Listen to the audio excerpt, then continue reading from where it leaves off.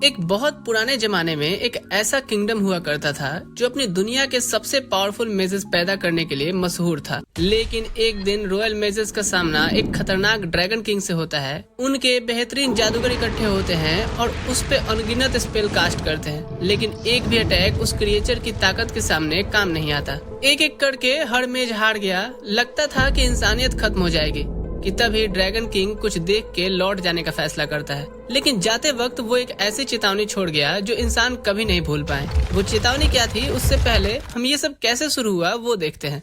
एक जंगल जो स्पिरिट्स और जादुई जानवरों से भरा था, जहाँ एक प्रेग्नेंट ड्रैगन बढ़िया सी गुफा चुन के अपना घोंसला बना रही थी। बहुत मेहनत के बाद उसने एक अकेला अंडा दिया और इतने ही प्रोसेस में वो इतना थक गई कि मुश्किल से उसमें कोई ताकत बची थी। फिर भी खाना ढूंढने जाने से पहले जमीन पर उसने आग बिछा करके अंडा गर्म रखने छोड़ दिया। फिर शिकार के लिए निकल गई। जंगल के ऊपर से उड़ते हुए उसने 2 जादुई जानवरों को देखा। परफेक्ट शिकार था उसके लिए, लेकिन थकान की वजह से वो नोटिस नहीं कर पाई कि कुछ इंसान भी छुपे हुए थे और पल भर में सब उल्टा हो गया। शिकारी खुद शिकार बन गया। कुछ वक्त बाद एक प्रेग्नेंट बिल्ली भी उस गुफा में आती है जो पैरोट कैट नस्ल की थी। पूरी जादुई जंगल की सबसे समझदार बिल्ली माना जाता है जिन्हें, क्योंकि ऐसा गुफा अक्सर ड्रैगन्स का घर होता है तो कोई शिकारी यहाँ नहीं आता है भटकने के लिए भी। ऊपर से गर्म जगह थी और चूहे भी खूब सारे थे, तो उसके लिए बच्चे जन्मने का ये परफेक्ट जगह था। उसी रात उसके बच्चे भी होते हैं। जब वो आराम कर रही थी उसे कुछ अजीब फील हुआ। बिल्ली के बच्चों के बीच में छुपा हुआ वो अंडा हिलने लगा और पल भर में ही एक छोटा ड्रैगन अंडे की खोल तोड़ के बाहर आता है। बिल्ली तो पहले उसे कुछ पल देख सोचती है कि ड्रैगन के साथ कब सोई मैं। इतना अलग अपने बच्चों से देखती है, लेकिन न उसने डर दिखाया न ही नफरत। उसे भी अपना बच्चा समझ के अपना लिया, क्योंकि उसे कोई खतरे का एहसास नहीं हो रहा था। और ऐसे ही ये छोटे ड्रैगन का इस प्यारी बिल्ली फैमिली में स्वागत होता है। सब में सबसे छोटा भाई वो बन गया था। बिल्ली माँ बच्चों की परवरिश करते वक्त सोचती रहती कि आखिर इस अजीब बच्चे का फ्यूचर कैसा होगा। दिन तेजी से गुजरते हैं। जब बच्चे थोड़े बड़े होते हैं तो माँ उन्हें चूहे का शिकार करना सिखाने बाहर ले जाती है।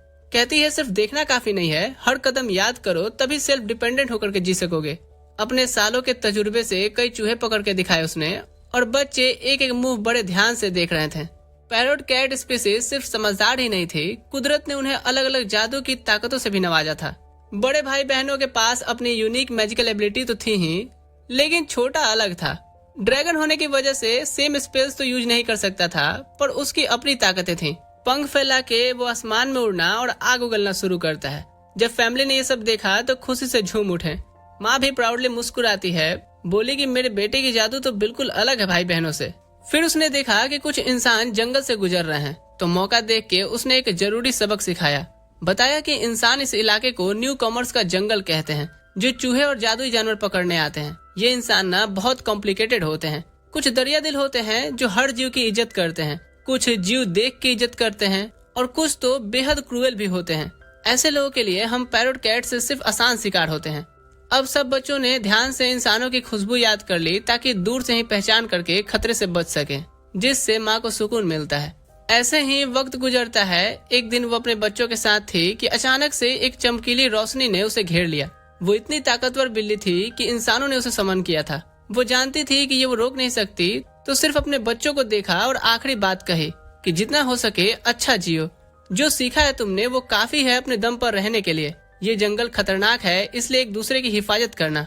अगर जंगल में ही रहते रहोगे तो एक न एक दिन दुनिया में बिखरे हुए अपने भाई बहनों से भी मिलोगे, तो फैमिली की खुशबू से पहचाने जाओगे और प्यार से वेलकम किए जाओगे, तो डरने की कोई जरूरत नहीं है। आखिरी बात कहती है कि सब बस खुश रहना, और फिर वो गायब हो जाती है। चारों बच्चे तरफ गए माँ को आंखों के सामने से जाते हुए देख के। पहली बार छोटे ड्रैगन के आंसू रुक ही नहीं रहे थे। अब साल ऐसे ही गुजरते गए। अब जब वो बड़े हो गए हैं तो बड़े भाई बहन अपनी अपनी जिंदगी जीने निकल गए। छोटा ड्रैगन अकेला रह गया उस गुफा में जहाँ वो पला बढ़ा था। बचपन से जो उसने सीखा था चूहे का शिकार करता रहा, लेकिन जो खुशी कभी रोज की जिंदगी में उसकी भरी रहती थी वो अब बिल्कुल खाली सी हो गई है। तन्हाई में गुजरने वाला हर दिन पहले दिन से और ज्यादा लंबा होता जाता। कुछ वक्त बाद सब कुछ एक अनएक्सपेक्टेड सरप्राइज की वजह से बदल जाता है। जब उसकी बड़ी बहन अपने साथी के साथ गुफा में वापस आती है, जैसे ही उसने अपने छोटे भाई से मिलवाया, ड्रैगन ने पास आकर के उसे सूंघा। सेम जात की खुशबू आई तो फौरन फैमिली का हिस्सा मान लिया। थोड़ी देर बाद गुफा में नए बच्चे होते हैं। तब से वो रोज बाहर जाता और एक कूल मामा बनने का फर्ज निभाता, उनके लिए चूहे पकड़ के लाके, ताकि अपने भांजे भांजियों के लिए काफी खाना हो सके। अब वो पूरा बड़ा हो चुका था, फिर से मुस्कुराहट उसकी जिंदगी में आने लगती है। एक फैमिली जो उसके आंखों के सामने थी तो उसे अकेलापन नहीं लगता। वो दिन उसकी जिंदगी के सबसे खुश दिनों में से थे।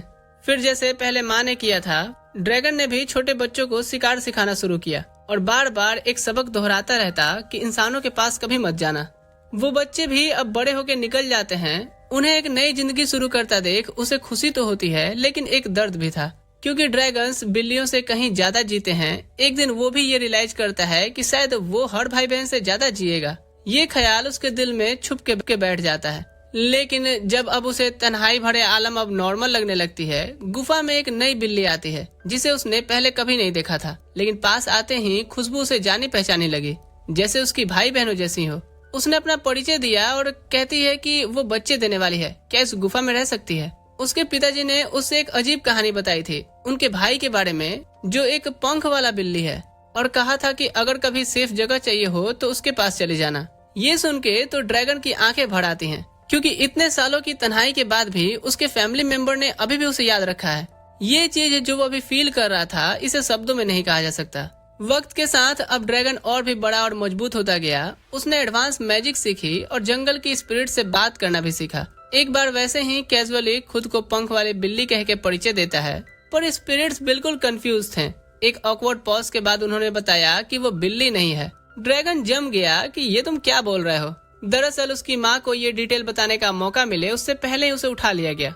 अब जो भी वो अपने बारे में धारणा बना के रखा था, सब एक पल में ही ढह गया। हैरान परेशान होकर के वो गुफा में वापस आता है और भांजे भांजियों को बताता है कि एक शॉकिंग न्यूज है, मैं बिल्ली नहीं हूँ। और उनका रिएक्शन था कि हाँ हम जानते हैं, 20 गुना बड़े हैं आप और आग भी उगल सकते हैं। ये रियलाइजेशन उन्हें ज्यादा हैरान नहीं करता है और वो बोलते हैं कि मैजिक सिखाना हमें आप जारी रखो, मजा आ रहा है। और ड्रैगन फौरन ठीक हो गया कि क्या फर्क पड़ता है मैं कौन हूँ, ये मुझसे उतना ही प्यार करते हैं। अब कुछ वक्त शांति से गुजरता है। फिर एक दिन उड़ता हुआ जब वो घर वापस आ रहा था तो इंसानों के कुछ ग्रुप को काफी सारी मरी हुई बिल्लियों को लेकर के जाते देखा। पहले सोचा कि शायद वो खाने के लिए हंटिंग किए होंगे, फिर कुछ लाशें पहचान लेता है कि ये तो उसकी फैमिली की हैं। उसके अंदर कुछ टूट सा गया, नीचे उतर के उन शिकारियों को पल भर में राख कर देता है। फिर स्पिरिट से पूछा कि ये इंसान बिल्लियों को इतनी हंटिंग क्यों कर रहे हैं, खाना नहीं है तो? स्पिरिट ने उसे एक बात बताई कि उनका फर चाहिए उन्हें। ये जवाब तो अब उसे और भी ज्यादा गुस्सा में डाल देता है, क्योंकि भूख के लिए मारना तो उसे समझ आता है कि ये प्रकृति का नियम है, लेकिन सिर्फ कपड़े के लिए बिल्लियों को मारना, प्रकृति भले माफ कर दे, मैं नहीं। अब बिना एक पल गवाए वो सीधा शहर के मेन दरवाजे पर उतरता है, अनाउंस करता है कि वो जंगल की जादुई बिल्लियों का रक्षक है और जो शिकारी गए थे वो गए के गए रह गए। फिर वो चेतावनी देता है कि अगर कोई दोबारा बिल्लियों को मारने जंगल आया तो पूरा शहर जला दूंगा। इंसान घबरा गए और लोकल नाइट्स ने बिजली की मैजिक उस पे चलाई, जो उनका अच्छा डिसीजन नहीं था। उस पर तो कोई असर नहीं हुआ, एक खड़ूस तक नहीं आई। उल्टा वो एनॉयड हो गया। You really want to mess with me? पूरा शहर का एक हिस्सा जला दिया उसने, जिसमें हमला करने वाले सोल्जर्स भी खत्म हो गए। पहले तो वो सिर्फ चेतावनी देने आया था, पर अब वो पूरे शहर को खत्म करने का सोच रहा है। पर आग में नीचे देखता है कि एक छोटी सी लड़की रो रही थी। उसे पहले तो फर्क नहीं पड़ा था, पर उसकी पालतू बिल्ली उसके आगे खड़ी होकर के उसे बचाने की कोशिश कर रही थी। इससे अचानक से उसे उसकी माँ की बात याद आती है कि सब इंसान एक जैसे नहीं होते हैं, अगर कुछ बुरे होते हैं तो कुछ अच्छे भी हैं। अब कुछ की गलती के लिए सबको खत्म करना उसे सही नहीं लगता, तो वो ऊपर हट जाता है और आखिरी चेतावनी दिया कि जंगल में बिल्लियों को बेवजह मारना बंद करो, सिर्फ खाने या बचाव के लिए मंजूरी है, और अगर ऐसा नहीं किए तो वो फिर वापस आएगा, कह के घर की तरफ चल देता है। अब काफी सालों तक शांति बनी रहती है, क्योंकि कोई भी एक जायंट आग उगलने वाले कैट ड्रैगन से नहीं उलझना चाहता। एक रात किंगडम का प्रिंस चुपके से उठता है और सीक्रेटली मैजिक प्रैक्टिस करना चाहता है, क्योंकि वो मैजिक में कमजोर था और अगर उसे सिंहासन के लिए खुद को वर्दी साबित करना है तो राजा को प्राउड करना होगा। फायर स्पेल ट्राई करता है, कुछ नहीं हुआ। दोबारा ट्राई करता है, कुछ भी नहीं होता। तभी एक भूली बिसरी बिल्ली उसके पास आके बैठ गई। कुछ देर उसे पैट करने के बाद उसे एक अजीब सा कंफर्ट मिलता है और इस बार उसकी मैजिक से पत्ता जल गया। बिल्ली कूद पड़ती है और प्रिंस ने भी खुशी से उसका शुक्रिया अदा किया। फिर उसने रियलाइज किया कि ये तो वही जंगल वाली जादुई बिल्ली जैसी लग रही है। उसे पढ़ाई में एक जरूरी रूल बताया गया था कि इन बिल्लियों को कभी हर्ट मत करो, वरना वो आ जाएगा और अब की बार कोई वार्निंग भी नहीं होगी। इज्जत से पूछता है कि क्या वो जंगल से आई है। बिल्ली ने कैजुअली हाँ किया तो प्रिंस उसे वापस पहुंचाने का ऑफर करता है, पर बिल्ली ने बेसिकली कहा कि रहने दो, मुझे रास्ता पता है, वहीं से तो आई हूँ। और कह के निकल जाती है। अगली सुबह बिल्ली वापस आती है प्रिंस से मिलने और साथ में मैजिक प्रैक्टिस करने लगती है। दोनों धीरे धीरे और अच्छे दोस्त बन जाते हैं। हर रात ट्रेनिंग और बातें करते हैं। राजा को जल्द ही पता चल गया कि उसके बेटे का अफेयर एक मैजिकल बिल्ली से चल रहा है। वो डर गया ये सोच के कि कहीं ड्रैगन ने ये सोच लिया कि हमने उसकी मैजिक बिल्ली पकड़ ली है तो। लेकिन याद करता है कि ड्रैगन पिछली बार तो कोई रीजन से आया था और चेतावनी भी दी थी, सीधा हमला नहीं किया। तो उसने उम्मीद किया कि इस बार बात से काम चल जाए। थोड़ी देर में ड्रैगन वाकई शहर में उतरता है और सब घबरा जाते हैं। सोचते हैं कि आज तो प्रिंस के ससुर जी हमें कहीं का नहीं छोड़ेंगे। लेकिन ड्रैगन इस बार बदला लेने नहीं आया था। वो सिर्फ अपना एक बिल्ली ढूंढ रहा है जो काफी दिनों से अपने घर नहीं लौटी। बिल्ली तभी सामने आती है तो वो उससे पूछता है कि इतने दिन कहाँ थे? बोला था ना कि 7 बजे के बाद घर आ जाना। हाँ, जैसे कि मारने वाले 7 बजने का इंतजार करेंगे। खैर, बिल्ली ने बताया कि उसकी एक इंसानी बच्चे से दोस्ती हो गई है और वो उसे मैजिक सिखा रही है क्योंकि वो एक नकारा, निकम्मा, कमजोर, लाचार, आलसी और बहुत ही बेकार है। ड्रैगन ने उसे याद दिलाया कि इंसान खतरनाक हो सकते हैं, पर बिल्ली ने कहा कि उसका दोस्त अलग है।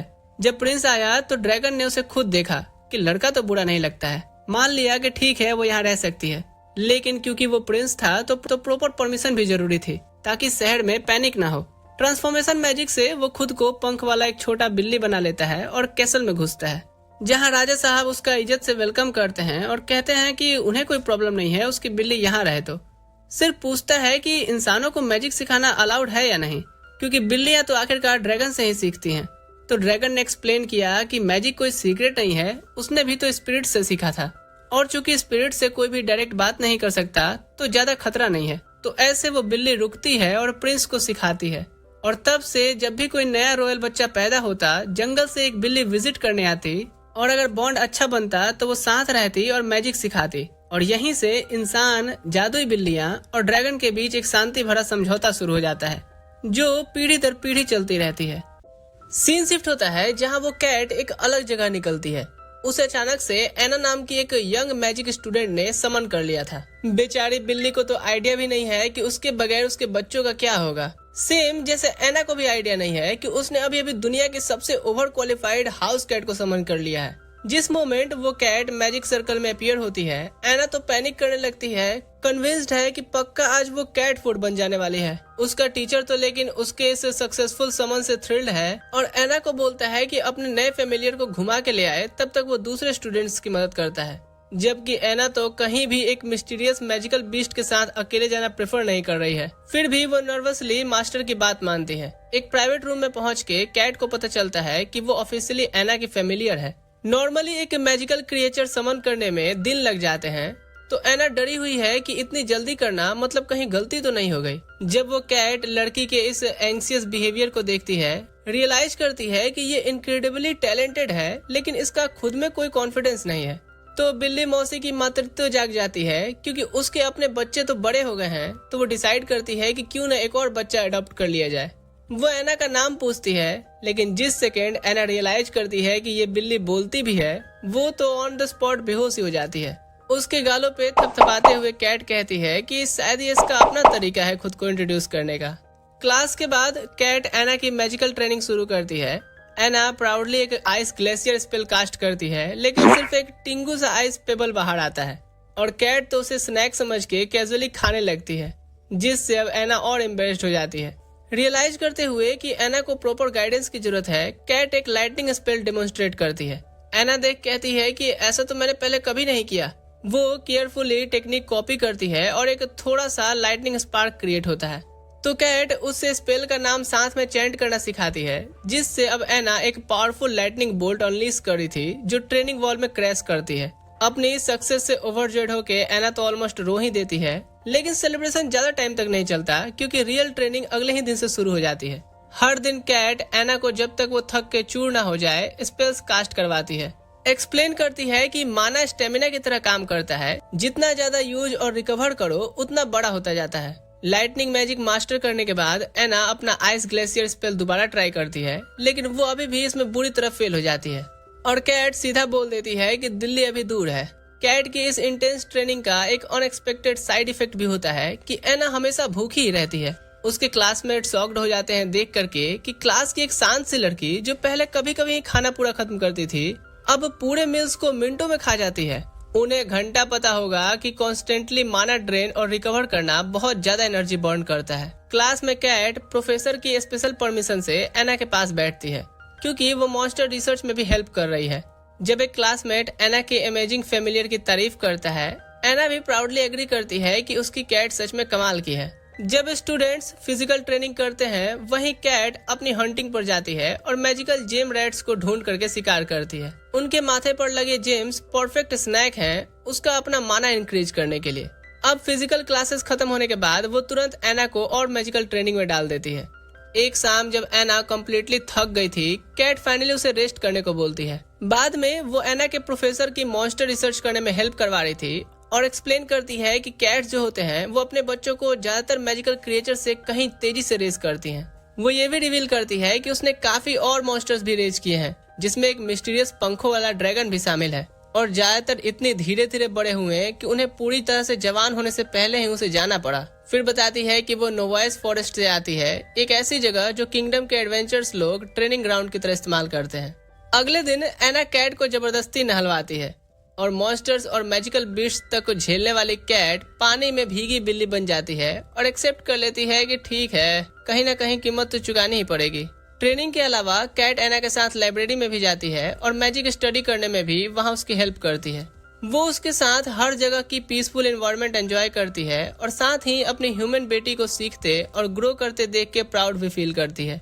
कुछ दिन बाद स्टूडेंट्स का एक समनिंग रिचुअल बुरी तरह से फेल हो जाता है और दूसरे किसी अंधेरी दुनिया का पोर्टल खुल गया था। हॉस्टाइल डीमंस बाहर आने लगते हैं और एना टीचर्स की मदद करने के लिए वो पावरफुल थंडरबोल्ट स्पेल यूज करती है जो कैट ने उसे सिखाया था। बिल्कुल जब एक बुढ़िया को लगता है कि बैटल खत्म हो गई, एक खतरनाक भयंकर डीमन पोर्टल से निकलता है जो सबको डर से ही फ्रीज करा देता है।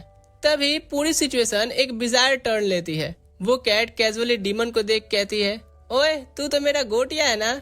रिवील करती है कि तुझे तो मैंने नाली से उठा के पाला था।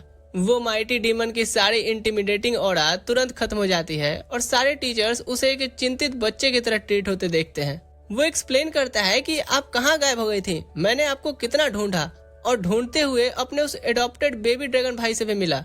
जब कैट उससे दूसरे बच्चों के बारे में पूछती है तो वह श्योर करता है कि हाँ सभी सेफ हैं और सभी आपको बहुत मिस करते हैं। कैट मुस्कुराती है और कॉन्फिडेंटली कहती है कि करने दो, पर अब वो मेरे बगैर भी ठीक रहेंगे। बिना सोचे वो खुशी खुशी अपने से टेरिफाइंग एडॉप्टेड बेटे को टीचर से मिलवाती है कि डरिए नहीं, ये तो मेरा गोटिया है। फिर और भी क्रेजियर आइडिया देती है कि बेटे क्यों ना समनिंग सर्कल को एक ट्रेनिंग डंजन में बदल दिया जाए ताकि स्टूडेंट सेफली डीमन से लड़ना प्रैक्टिस कर सकें। वो ग्रेटर डीमन तुरंत ऑब्जेक्ट करता है कि नहीं, ये नहीं हो सकता है।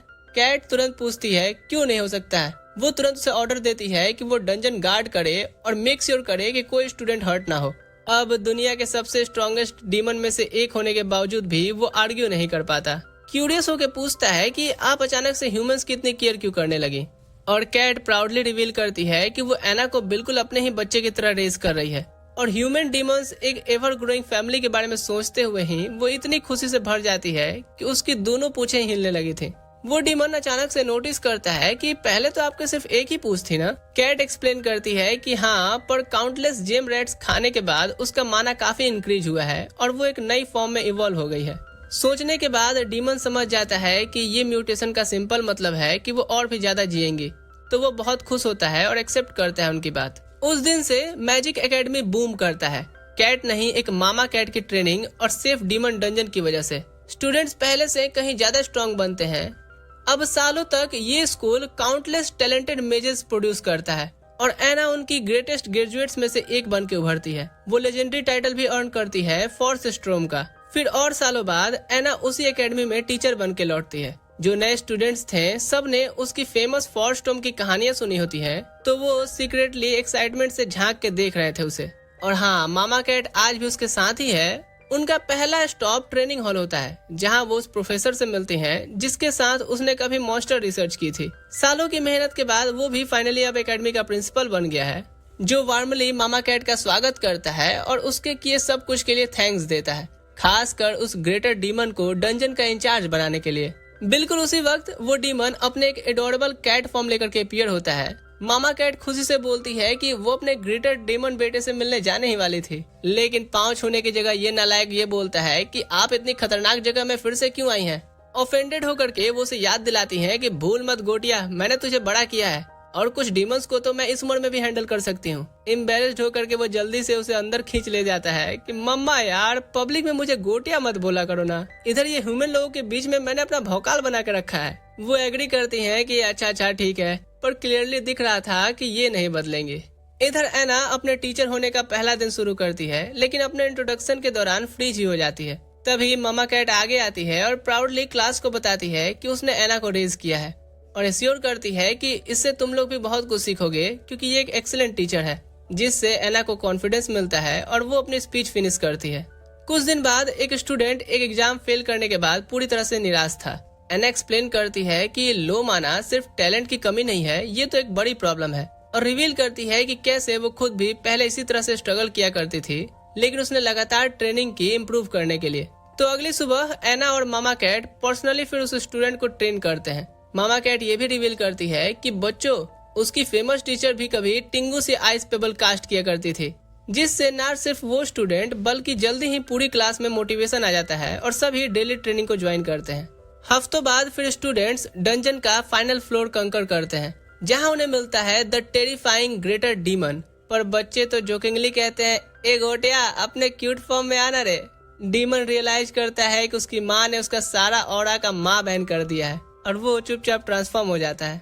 इधर एकेडमी में एना को एक आउटस्टैंडिंग टीचर से तारीफ मिलती है और वो सजेस्ट करती है कि स्टूडेंट्स को एक रियल एडवेंचरर गिल्ड मिशन पर भेजा जाए। प्रिंसिपल भी अप्रूव करता है और एक इंटर्नशिप प्रोग्राम शुरू की जाती है। हर स्टूडेंट को एक इमरजेंसी फ्लेयर मिलता है, जिससे टीचर तुरंत टेलीपोर्ट कर सकता है उन्हें बचाने के लिए। फिर जब इंटर्नशिप खत्म होती है, कुछ स्टूडेंट्स तो फोड़ के आते हैं, जबकि कुछ डिस्करेज होके लौटते हैं। लेकिन एना प्राउडली उन सबको कांग्रेचुलेट करती है क्योंकि उन्होंने मेज बनने की तरफ अपना पहला रियल कदम उठाया है।